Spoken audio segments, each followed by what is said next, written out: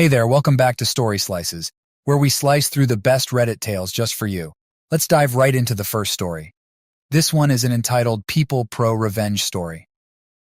When my wife and I bought our first home together in the suburbs, we were excited to join what seemed like a pleasant community.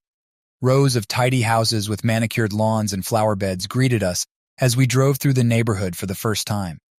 The houses were similar but not identical, giving each home some individual character. It seemed like a nice compromise between cookie-cutter developments and rural isolation. We moved in and began settling into our new home. The first week was blissfully uneventful as we arranged furniture, hung photos, and added those personal touches that turn a house into a home. Then we received a thick packet in the mail from the Homeowners Association with their extensive rules and regulations. I skimmed through it quickly, noting some peculiar restrictions about house paint colors, lawn ornaments, and parking locations, but I figured it was a small price to pay for living in such a lovely community. Oh, how wrong I was. The first sign of trouble came a week later when I parked my sedan in our driveway after work one evening. It was barely an hour later that I heard an authoritative knock at our front door. I opened it to find a man dressed like a police officer standing on our porch. He curtly informed me that I was violating homeowner association regulations by parking in the driveway, and I had 1 hour to move my vehicle to the street. Confused, I asked what rule I had broken since our driveway was part of our property. He pointed to a vague sentence in the homeowner association manual that prohibited obstructing visibility with improperly parked vehicles. I tried explaining that the driveway was meant for parking cars, so it couldn't logically be considered obstructing visibility or improper. But the man stubbornly insisted I had 1 hour to comply or risk a fine. Annoyed at the petty power play, but not wanting to make a dramatic stand, I agreed and moved my car to the street. I figured it was an isolated incident with an overzealous homeowner association volunteer. Unfortunately, it was just the beginning. Over the next few weeks, I received 2 more visits from the Homeowner Association Parking Patrol, both times receiving citations for $100 for the grave offense of parking in my own driveway. After the 3rd ticket, I'd had enough. I requested a hearing to contest the fines and plead my case before the Homeowner Association Board. At the hearing, I pointed out the vague terminology in the rule they cited, as well as the fact that driveways are intended for parking vehicles.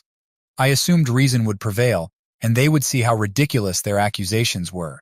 Instead, they stubbornly insisted that parking in driveways posed a safety hazard by reducing visibility on the street. No matter how logically I explained that visibility from the street was not reduced by cars parked in driveways perpendicular to the street, they would not budge. Clearly, logic and reason meant nothing to them. The power had gone to their heads, and they were determined to exert their authority. In the end, they upheld the fines and ominously warned me to comply with parking regulations going forward. I was furious at the nonsensical abuse of power, but felt powerless to fight. I cautiously parked on the street, even on days with heavy rain or snow, when I would have preferred using the driveway. It was an annoyance, but at least avoided more fines. However, the Homeowner Association was not done tormenting me yet. One morning after a heavy overnight snowfall, I went out to shovel and scrape my car before heading to work. The street was buried under a foot of snow, but I diligently cleared a path and uncovered my car. As I prepared to leave, the Homeowner Association patrol pulled up behind me. Apparently, my rear bumper was encroaching 3 inches into the street, violating some homeowner association ordinance. It was mind-boggling. After making every effort to dig my car out of the snow, they were fining me because a tiny bumper corner wasn't perfectly perpendicular to the curb. I lost my cool and an intense shouting match ensued. They threatened to have my car towed if I didn't remove it from the street immediately. Fuming, I got in and revved the engine, spraying slush on the patrol's shiny shoes as I peeled away.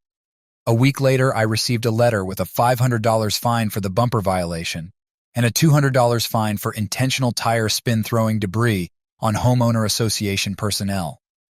That was the last straw. I informed them that I refused to pay their ridiculous fines, and if they attempted to tow my properly parked car, I would take legal action. They backed off for a few blessed weeks, and I hoped I had finally intimidated them into leaving me alone. Of course, the homeowner association couldn't let it go. They waited for the opportunity to retaliate, and it came after a long day at work when I parked in the driveway out of pure habit. At 5 a.m. the next morning, I was woken by the sound of a large diesel engine outside. I looked out the window just in time to see my car being loaded onto a tow truck while the homeowner association patrol stood by smugly. I was seeing red. These power-hungry tyrants had gone too far. Still dressed in pajamas, I stormed outside and let loose a stream of obscenities that quickly wiped the smug grins off their faces. Undeterred, they informed me that my vehicle was being impounded for ongoing parking violations and fines would continue accumulating daily until I paid the existing fines and associated towing fees. That was the final straw. I immediately called my lawyer and by noon had filed an injunction to prevent the homeowner association from impounding my vehicle. I launched a legal crusade, suing them for harassment, wrongful fines, and illegal seizure of my property. It was a long, messy court battle, but ultimately the judge ruled in my favor. Their rules were vague, enforcement selective, and punishments disproportionate. All fines against me were voided, and I was awarded a large settlement to cover court costs and emotional damages. The homeowner association dissolution process began soon after, as more fed-up residents came forward with similar complaints. In the end, justice was served. The homeowner association board members lost their positions, and that power trip cost them dearly. My wife and I soon moved to a new neighborhood, one without a dysfunctional homeowner association and ridiculous draconian rules. Now when I arrive home after work, I can pull into my own driveway without worrying that parking patrol is lurking nearby, ready to slap a fine on me or have my car seized. The next one is a pro-revenge story. My name is Alex, and I work as a permit officer for the city planning department. It's my job to review applications for construction projects and make sure they follow all our codes and regulations. I've been doing this for a few years now, and most days involve pretty routine stuff, permits for home additions, fence building, that kind of thing. But every once in a while, a real doozy of a case comes my way that sticks with me. Let me tell you about one of those. It all started on a Tuesday morning when I got a call from a man named Sam asking. Sam was a real friendly guy who took pride in maintaining his modest house and yard. He said he was having some drainage issues and wondered if I could come take a look at his neighbor's property that he suspected was causing the problem. I said I'd be happy to come investigate. Later that day, I drove over to Sam's neighborhood, a pleasant area of manicured lawns and single-family homes. Sam greeted me warmly and took me to his backyard, where I could see standing water seeping in from his neighbor's yard whenever it rained. Sam's neighbor, Edgar Thomas, was relatively new to the area. He had recently purchased his home and, from the looks of it, had undertaken some major landscaping renovations. I walked over to Edgar's property and could immediately see the issue. He had significantly graded and filled parts of his yard, disrupting the natural drainage pattern. I tried to explain the situation to Edgar, but he arrogantly dismissed my concerns, insisting his work had been permitted. He even implied the drainage issues were Sam's own fault somehow. Edgar had that entitled attitude of someone who assumes the rules don't apply to him. Needless to say, he rubbed me the wrong way right from the start. Over the next few weeks, I started digging deeper into the case. The more I examined Edgar's property and permitting records, the more discrepancies I uncovered. Not only had he ignored grading requirements near the property line, he'd also made unapproved changes that were affecting the neighborhood drainage swale. I even discovered he had an unpermitted structure on his land. The more evidence I compiled, the clearer it became that Edgar had flouted codes and ordinances. Meanwhile, Sam informed me of another wrinkle. Beyond the drainage problems, Edgar had been openly hostile towards Sam and his partner Gary ever since learning they were a gay couple. This infuriated me. Sam and Gary were a perfectly nice pair, and it was clear Edgar was targeting them. The man was a bully, plain and simple. I'll admit, I took a certain satisfaction in slapping Edgar with violation notices and fines, especially after he arrogantly dismissed my initial warnings. He fought me every step of the way, lodging official complaints and threatening lawsuits. But I knew the codes backwards and forwards and documented every violation thoroughly. My superiors backed me up 100%, reprimanding Edgar for his illegal construction. In the end, we forced Edgar to undo his unpermitted landscaping, pay hefty fines, and take corrective measures to fix the drainage so Sam and Gary's property would be protected moving forward. Gary even installed a nice drainage ditch and small fence between the two lots just to be safe. Edgar was steaming, but seeing justice served felt pretty sweet, I have to say. When all was said and done, Sam shook my hand and thanked me sincerely for having his back. I told him I was happy I could help and to let me know if any more issues came up. As permit officers, we're supposed to remain neutral, but sometimes you gotta stand up to bullies like Edgar when they try to ignore the rules. All in a day's work. The next one is Am I the A-hole story?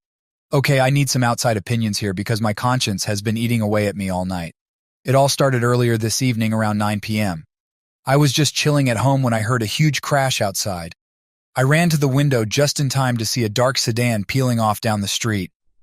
My next-door neighbor Richard was also looking out his window, and we made eye contact with a "what the hell was that" look. I threw on some shoes and ran outside, where a small crowd was already forming around my precious Honda Civic. The passenger side was completely smashed in, and the mirror ripped clean off. My heart dropped. I've had that car since high school and taken such good care of it. Richard filled me in on what he saw. Apparently, the sedan came flying down the street, jumped the curb, and slammed right into my Civic before immediately taking off. He didn't get a good look at the driver but said it was definitely intentional by the way the car was driving. As we were surveying the damage, another neighbor, Stacy, came running over saying she saw the sedan pull into a driveway a few houses down. Lo and behold, we walk over there and see a matching sedan with a crushed front end parked haphazardly in the driveway of the house that belongs to my neighbors, the Johnsons. Now, I don't know the Johnsons too well.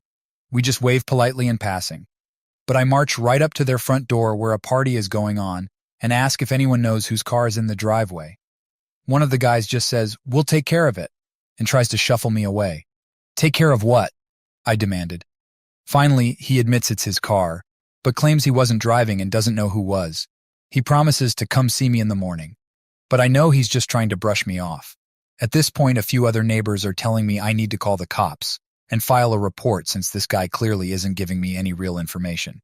I decide they're right, so I go back and firmly tell the Johnson guy that if he doesn't put the driver on the phone right now, I'm calling the police. Of course, he still refuses, saying I should trust him and that he'll handle things in the morning. But trust went out the window when he lied to my face earlier. So I called the cops to get a report filed. Right as the patrol car pulls up, the Johnson dude and his wife come running out of the house, and she's now confessing that she was driving and hit us. She didn't want to admit it because she was scared. Yeah, scared of taking responsibility. The cops took both our statements and examined the damage. Turns out the Johnsons crashed into another guest's car behind mine too. Totally smashed the back corner and wheel well. I know I should feel good about standing my ground and doing things by the book, but part of me now feels guilty for getting the police involved against my neighbors. My dad says I did the right thing, and the Johnsons have no one to blame but themselves, but I just keep replaying it all in my head, wondering if I overreacted. Should I have just taken their word for it and trusted them to handle things in the morning, or was I right to push for answers and hold them accountable in the moment? I don't know. Maybe the Johnsons will hate me forever now. What do you all think? Comment 1, not the a-hole. The Johnsons were totally shady, and you had every right to get the police involved when they refused to cooperate or take responsibility. Don't second-guess yourself. Comment 2, you are the a-hole. Calling the cops immediately escalated things way too far over what was just a minor accident. You should have given the Johnsons a chance to make things right before getting law enforcement involved against your own neighbors. Comment 3, everyone sucks here. The Johnsons suck for trying to dodge blame and lie to you initially. But you also suck for flying off the handle and calling the cops right away instead of handling this civilly yourself first. Overall, just a crappy situation with bad behavior all around. Update.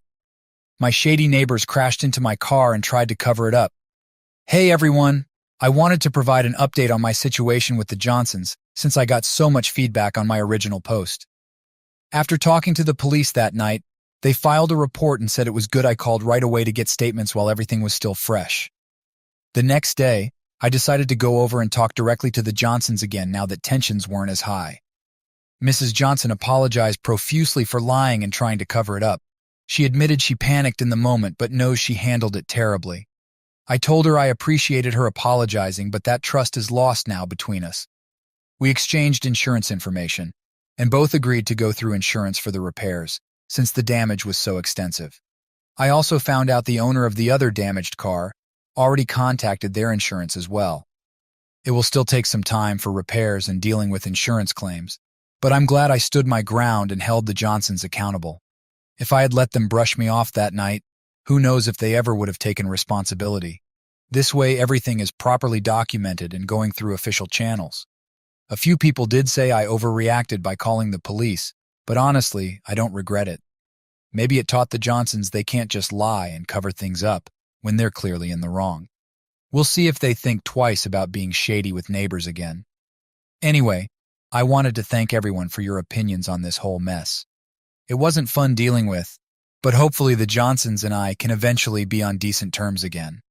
I'll try not to hold a grudge since they did apologize. Thanks again for all the input. Are you hungry for more slices of stories? Don't forget to subscribe and hit the bell to never miss out on any videos. See you tomorrow at Story Slices.